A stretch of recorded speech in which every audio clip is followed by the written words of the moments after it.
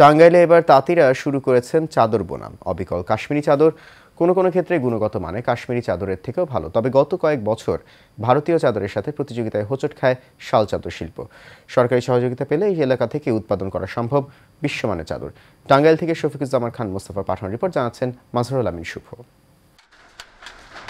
টাঙ্গাইলের বাসাইল উপজেলার বাথুলি সাজিতে তৈরি হচ্ছে বিশ্বমানের কাশ্মীরি চাদর। একসময় তারা টাঙ্গাইলে শাড়ি বুনতেন। লোকসানের কারণে তারা শাড়ি বাদ দিয়ে এখন প্রায় সারা বছরই চাদর বুনছেন। তবে ভারতীয় চাদরের দৌরাত্মে তারা অসহায় হয়ে পড়েছেন। এলাকায় প্রায় 800 তাঁত ছিল, এখন তা কমে দাঁড়িয়েছে 200-তে। ইন্ডিয়ানের চাদর যদি বাংলাদেশে না ঢোকে তাহলে আমরা যে প্রোডাকশন দেই এই চাদরগুলো আমরা ভালো রেটে বিক্রি করতে পারবো এবং আমাদের বাংলাদেশে চাহিদা মিটেও আমরা বিদেশের দিকে আমরা রপ্তানি করতে পারবো। আমাদের চাদরগুলা যদি বাইরের দেশে রপ্তানি করতে সরকার সাহায্য করে তাহলে আমরা একটু লাভবান হব ব্যবসায়ী দিকে। আমরা যে কাজ করি বর্তমানে আমাদের এই সংসার চলে না, সুতার দাম বেশি, বেচতে গেলে আমাদের মজুরি কম হয়। জিনিসপাতির যে দাম, এই দামে মনে করেন যে আমাদের যে কাজ করি সপ্তাহে 1500-1600 টাকা 2000 টাকা, এই কাজে আমাদের সংসার চলা খুব কষ্ট।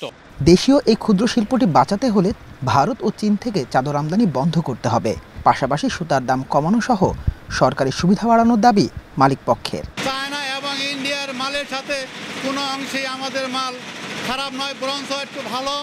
কিন্তু আমরা ইন্ডিয়া থেকে চায়না থেকে মাল আনার কারণে আমরা ওইভাবে মূল্য পাচ্ছি না। এই বছর ইন্ডিয়া থেকে মাল না আসার কারণে আমরা এবার কিছু বাজার পেয়েছি। এ এলাকায় উৎপাদিত চাদর চলে যাচ্ছে দেশের বিভিন্ন অঞ্চলে। কিছু কিছু চাদর মধ্যপ্রাচ্য সহ বিভিন্ন দেশেও রপ্তানি হচ্ছে। সরকারি পৃষ্ঠপোষকতা পেলে এ এলাকার উৎপাদিত চাদর হতে পারে একটি রপ্তানিযোগ্য পণ্য, এমনটাই মনে করছেন সংশ্লিষ্টরা। মাজহারুল আমিন শুভ, এশিয়ান টেলিভিশন।